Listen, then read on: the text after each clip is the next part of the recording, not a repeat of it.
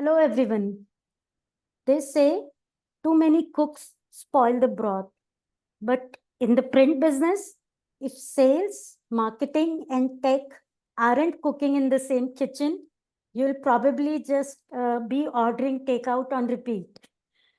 So, welcome to the another episode of Print Gyan, where today we are stirring the pot with a very special guest, the brilliant and always insightful Sandy Hubbard.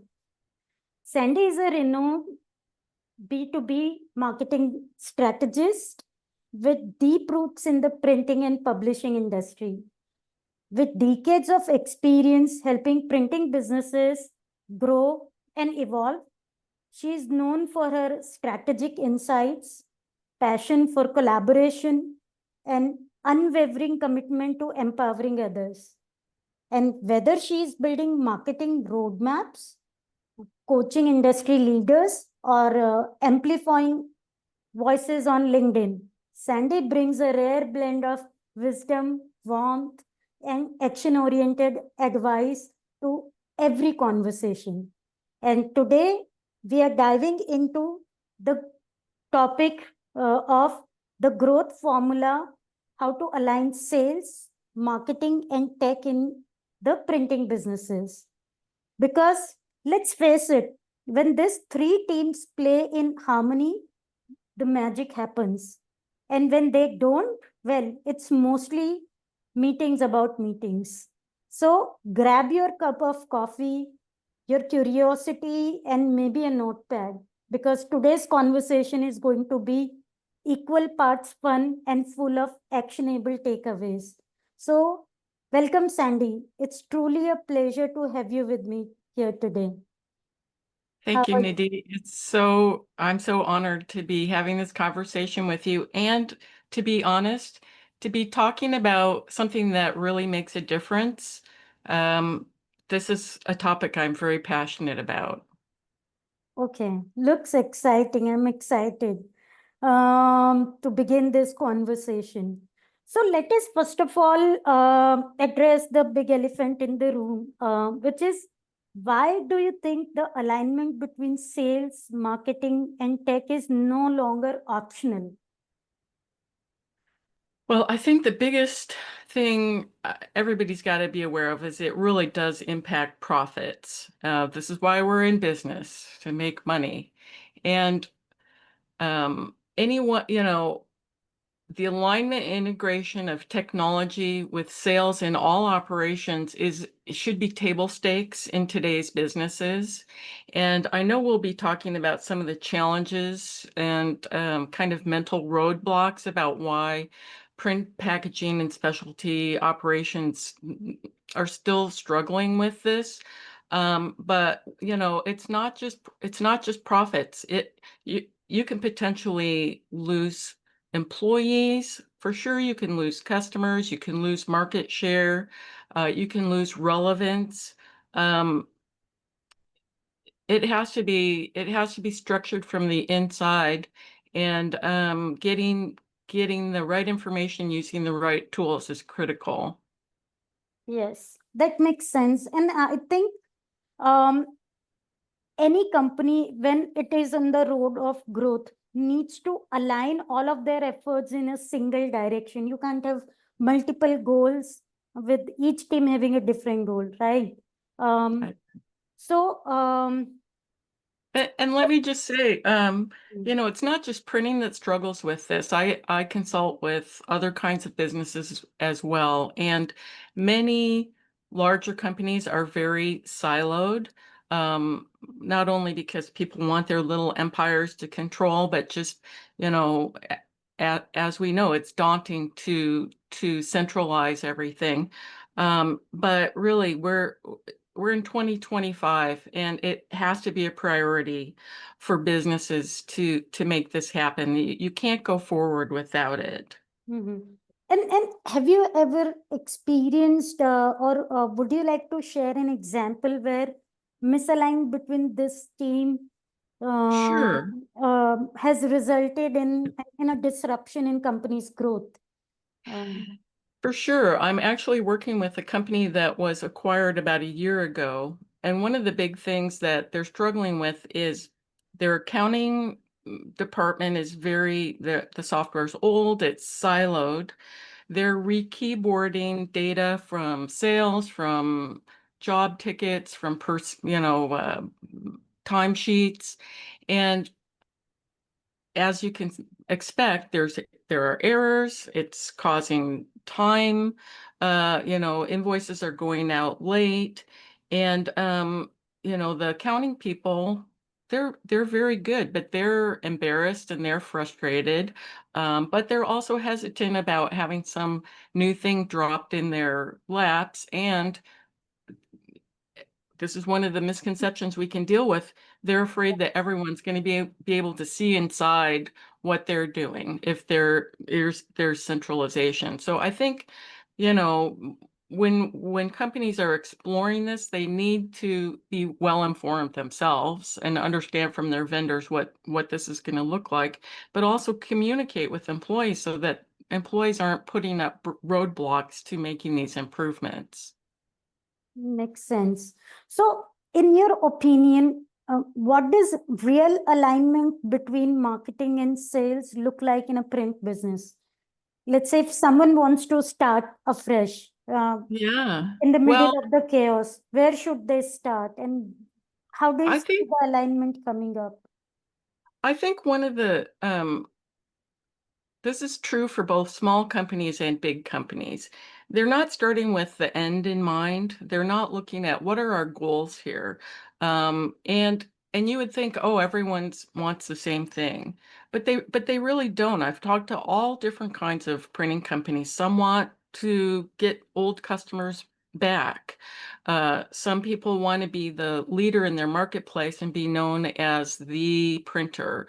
Some people just want as many customers as possible who are printing as often as possible, and they want their presses running 24 hours a day. So that's where you have to start. And and as we know, there over centuries, there have been problems with marketing and sales getting on the same page. I think technology helps that. I think the reporting structure helps that. I think getting some marketing money into the budget so it's allocated and they don't have to keep going and asking for money piece by piece. I think training is huge. When the salespeople are confident and when the marketing people are confident and they have the opportunity to see into each other's worlds, empathize with each other, share information on projects instead of guessing what the other one wants, it makes a world of difference, even for a small company. Yeah. And I believe that every company, when they set their, let's say, short-term or long-term goal, earlier, probably marketing was a department that was always overshadowed by the sales because Right. you have existing customers that you want to keep. Many businesses relied mostly on this constant source of revenues, and they rarely, I think, believe that even marketing not only can help them get new customers, but in fact retain the existing customers, making sure they're not looking somewhere for something that you can do in-house or probably expand. So that shift in mindset is really important, and that's why these two teams, I believe, needs to align at all levels, right? Um, so, as you have spoken about using centralized tools so that much of the information can flow throughout the organization seamlessly without people doing follow ups or asking each other for information. And in fact, out of fear, right? Um, would you like to highlight how can tools like CRMs, automation platforms, or web to print systems can help unify teams and streamline any printing business's operations? I think the most obvious one is quality. And really, I mean, if you want to retain customers and go out and live up to a good reputation, that's got to be the place you start. And And to be honest, you would think in this day and age that people still wouldn't be struggling with some of these tools, but CRMs very often are not centralized, or if they are, they're not being utilized effectively. Workflow tools are used sporadically, and the people who like them use them well, but maybe not used company-wide. Again, the tools that bring all those other tools together, I think is hugely important. And I know this is something that you're working on, which is having elements of AI that can help you be even more efficient, or to analyze your data, or to find opportunities, or to, in my world, to run scenarios so that we can really understand, all things being equal, which of these paths forward is going to get us where we want to go.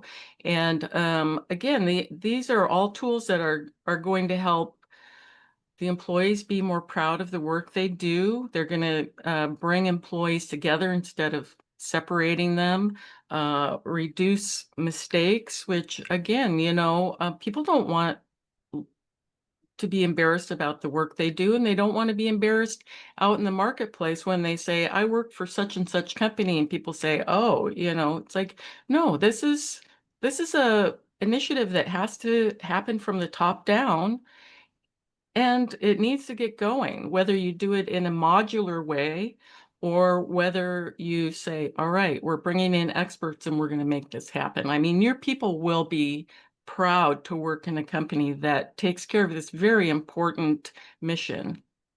Yeah. And do you believe this most of the time happens because I feel printers are investing in technology, right? But what gets overwhelming for them is the adoption by their own team. So, because it takes training people, changing their mindset because they are used to certain ways of doing the things for years. And then, in fact, training your end consumers or customers onto the platform. So, it's like breaking a lot of norms so that people can not only adopt the new technology and tools but can efficiently use it. And I think that's where it gets overwhelming, because I have seen businesses do budget for the technology, but what they forget to budget about is the cost of implementation or adoption and all the work that gets along with it. What do you Right. think? I agree. That's a huge perception from the management side. I think as our workforce becomes more tech savvy, that excuse is going to be less valid. I think the people are usually ready for it. I think the big challenge, and they know this is true, any company, even the best companies, have skeletons in their closet where there are departments where integration is going to be really challenging. Accounting obviously is one of those. Pre-press is another one where they will push back hard because they've got their systems and their workflows down, and they really don't want to add steps or be accountable to anyone. I know I'm making some sweeping generalizations here, but when the management team visualizes what this process is going to look like, they're like, oh, this is going to be a mess. I think this is a real opportunity for vendors to educate companies on what today's integration looks like. Even 20 years ago, integration was a very bumpy ride. And I think if they understood that, yes, it's hard to do things from the inside when the structures exist already, but the vendors are the pros. They know what this process is like. And like I say, I think the employees are ready to embrace it. And so a lot of things they're imagining to be obstacles can be easily overcome once they understand what the process really looks like. Okay. So let's talk about when do you take up a new challenge? You start working with a company, right? And your job is to align these teams right? Where do you start usually? I mean, how does your action plan looks like? Well, one of the things I like to do is just walk around and talk to people. And it's really interesting because you have people who are struggling, you have people who are really, really good at what they do and have been in the company a long time. You have maybe some new managers who don't want to admit that they're not at the top of their game.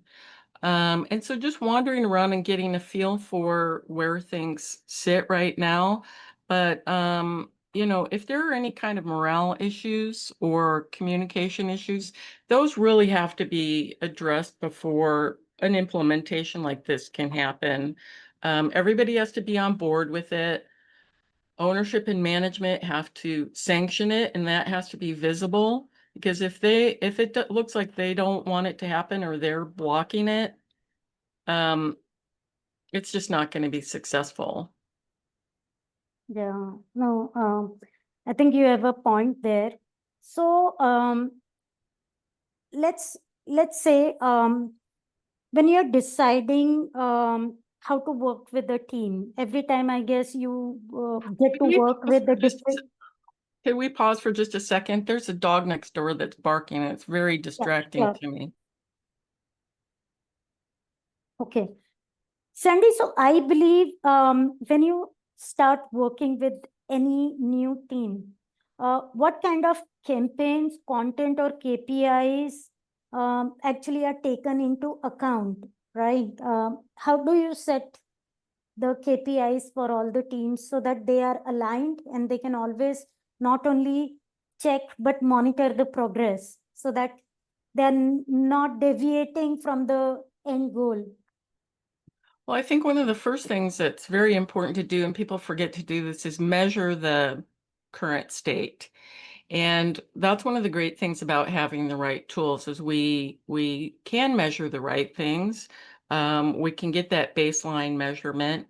We can start setting the goals and the milestones that we're going to look at as we go out. So if we do need to adjust, we can, but also so that we can celebrate our successes. And I'm the kind of person that likes to kind of get a feel for the situation and then get a quick success under our belt so people are happy and motivated. I'm working with a company right now. They sent me a note on June 3rd that said, let's do this thing. And we had 7 meetings and they're ready to go to market with this idea that they had. We made it happen in 7 sessions. And I love that because I mean, this is what's going to fund the launch is getting this out there, getting it in front of people, having meetings with people, and hopefully getting their first customer. Um, but you don't do that randomly. And I think having that structured approach with the tools to support it, and again, having management on board with the initiative so they understand what we're trying to do. They have some visibility into the process. And one thing we also don't talk about very much, but I've written about it extensively, is if the reporting structure in your company is blocking sales and marketing from having access into the boardroom or into the executive level, I mean, these are the people that are creating the money to run your company. And so they need to have some kind of advocate at the board level, at the executive level. Now, that may be the VP of Sales and Marketing who's representing both arms. Or what I recommend, excuse me, is the sales team will probably have an advocate, but I always tell people, let's get a board member assigned to the marketing team so that they have someone on their side that understands what their issues and challenges are and who can advocate for them at the big table. And I think many a times the thin line between the two teams is not defined, and then that boundary is blurred, and I think that creates a kind of ownership issues between these two teams. Do you think that happens? I absolutely agree. I think that's such an old structure. It's so outdated. and again, when you talk about alignment, I mean, if you want that machine to pull in the right direction, you have to get people pulling together.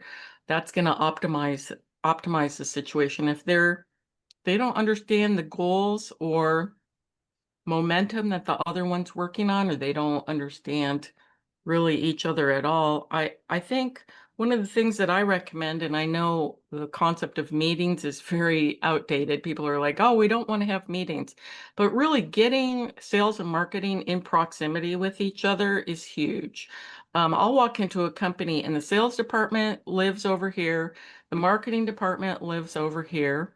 Rarely do they interact with each other except when they're having some problem.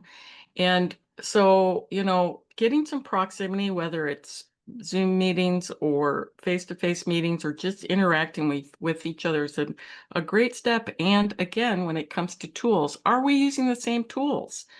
There's nothing worse than the sales department's using some funky CRM that they cobbled together from 20 years ago, and the marketing department's looking at different data, different information.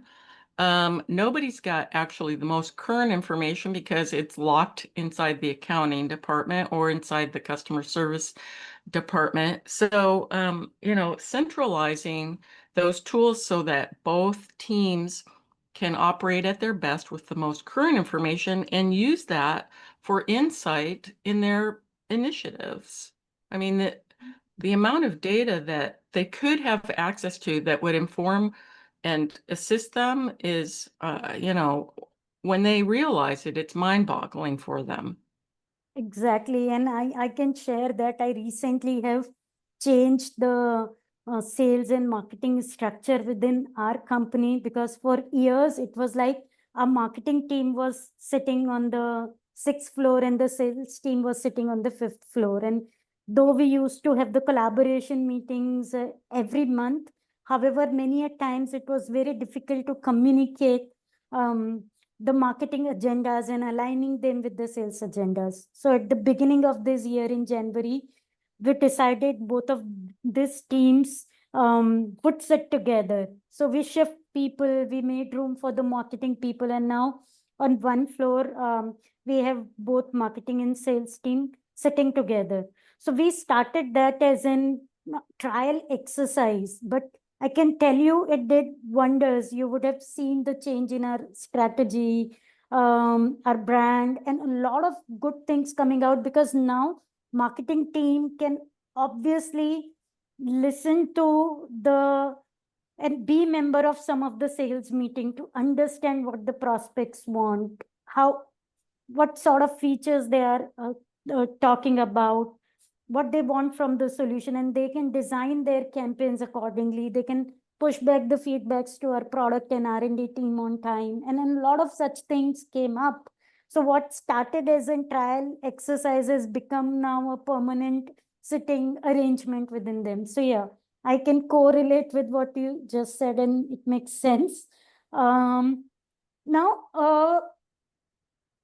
marketing, if we my few last questions with you, and one of the very most important is when deciding the marketing strategies, companies are right now struggling with deciding how should they budget their marketing spends, because the consumer loyalty is shifting. AI is changing so many things around. People are confused whether they should go with the Google marketing stuff or they should target the AI tools like Gemini, ChatGPT, or Perplexity, or others, or they should invest in smart CRMs, or they should still focus on those in-person meetings or exhibiting in shows. And so a lot is happening, a lot is moving. This last couple of years have been really challenging for marketing strategists, I believe, to define, okay, what should be the right mix of different ways of companies branding and marketing. What do you think? What's your experience and your expert advice on that? I completely agree with you 100%. I think we're at a huge shift point right now. I think the other thing is, there's so much uncertainty economically. I think materials, access to materials and the predictability of the supply chain. And so, for a printer to control what they can control is really important. And I'm going to look at the macro picture here. It's one thing for the marketing department to decide how they're going to go after customers or whatever they're going to do. But um, first of all, they need money to do that. And so if the company is not prepared to be profitable in this new reality, there's not going to be any money for marketing. So, I mean, this is something that really has to start at the top. The company has to focus on quality. They have to be as efficient as possible. They have to either save money or make money. Um, they can't lose talented employees. They have to be able to attract great salespeople, leaders, and so forth. All of those things are the company has to improve and it has to be ready, has to control what it can control because, like you say, there are so many variables out there that they can't. So they have to, what we call the nut, they have to control the nut. And if that means, typically people consider 10% profit to be okay, that's worth being in business. I don't think that's enough anymore, to be perfectly honest. There's, like you say, there's too much unpredictability. And if things are going to swing too far, that puts you into real dangerous territory. It also puts you in the position of having your competitors take your customers away. So I think you need a bigger buffer, which means, again, look at where we can be efficient, look at which tools will help us get there, maybe operate more streamlined or reallocate employees into places where we can see profit from what they're doing. And that's a daunting thing, but you can't give money to marketing and take it away. Give them money, take it away. Oh, I'm sorry, we don't have it this month. So if it's going to mean that we consistently are looking at 15% profit instead of 10 so that we can consistently fund one of the most important departments in the company and not bring it back. I think that's where it has to start. Marketing has to be confident that they have the budget, that they have today's tools, that they have, it's expensive to market. Like you say, there's a lot of choices out there um, and you want to bring in quality people to help you implement.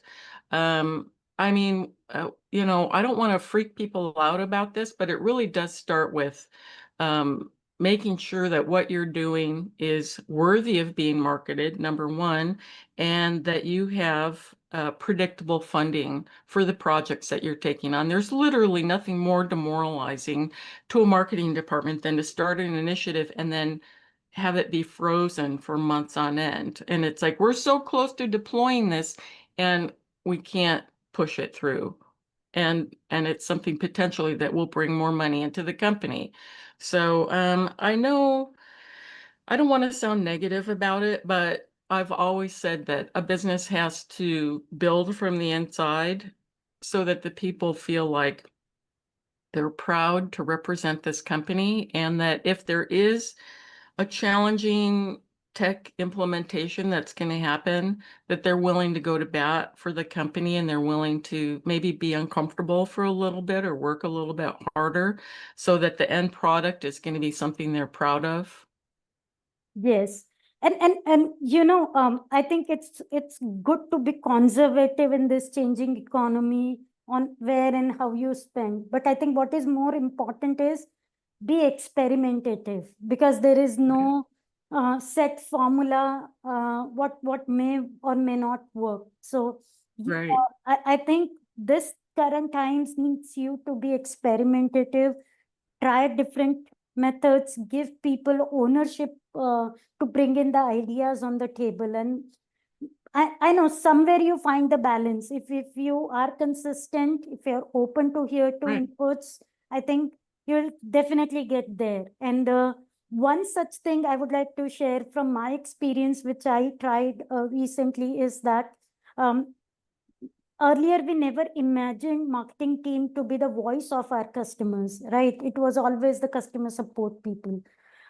Few months back when I had meeting with them, I encouraged them to talk to our customers. Though initially they were turned down because customers don't have time. And they said, why I should be talking to this marketing guy from DesignNBuy.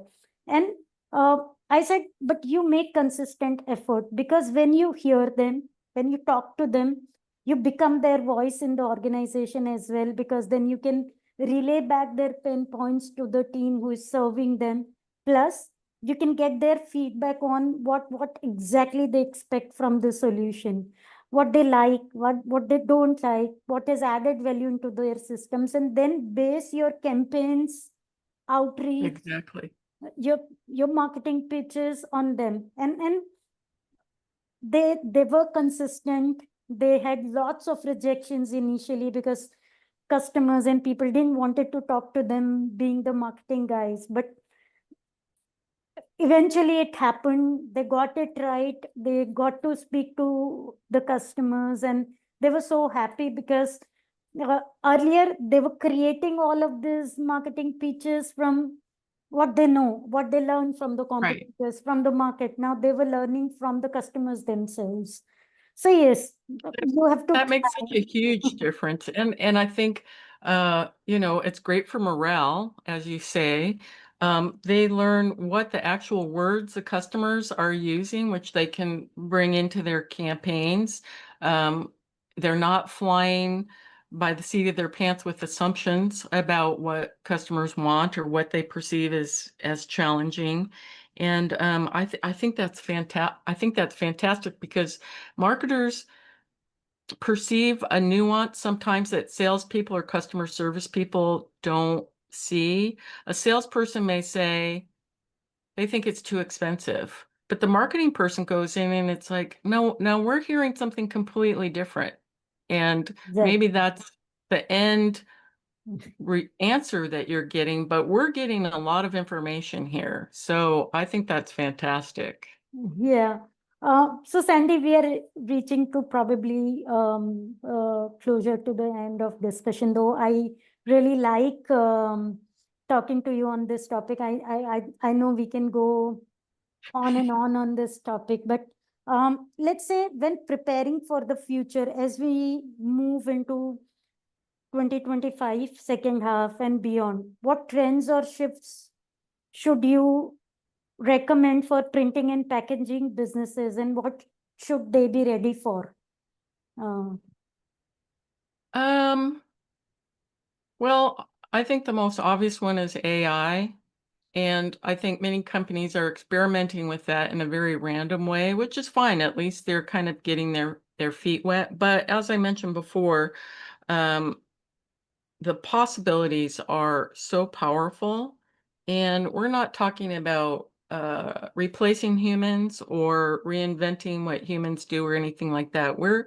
You know, we have this storehouse of manufacturing data and processes and systems and integrating between departments. And AI can analyze that. It can make recommendations. It can see areas that maybe you didn't notice before. One of the places that we implemented an AI analysis was in materials ordering because things were being reordered. They didn't see it on the shelf and they're like, oh, it must not have been ordered. And it's like, no, we need more visibility into this process and it can't be random.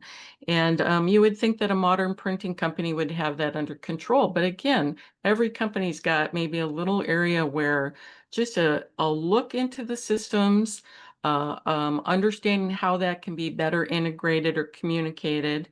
And certainly, I mean, AI is just fascinating. I love showing people, for me, just doing scenario planning and opening their eyes to how we can evaluate the choices and how we can see farther down the road than we ever could with the implications and, those if-then scenarios. It's really magnificent. Yeah, and I think I keep saying this, it's like infusing your own people with the superpowers and turning them into superheroes. So yeah, that's Exactly. what AI can do for your people, right? If implemented in the right way. So if I know this podcast is going to be listened by many print business owners. So if they are listening to this and want to take one concrete step towards better alignment between the teams, what would you tell them? Where and how should they start? I think one really positive, motivating thing to do is measure one thing.